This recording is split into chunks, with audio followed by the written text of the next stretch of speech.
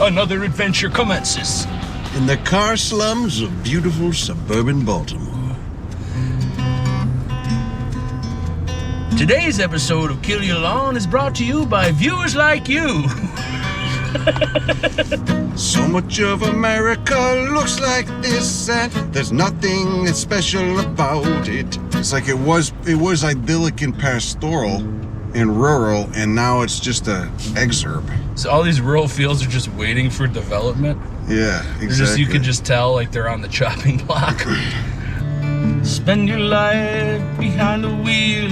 Do you feel so angry cause you don't move your body at all? I can feel sadness and pain in this landscape. We drove and drove, but found no good hikes on the way to Rajuda and Rahul's place.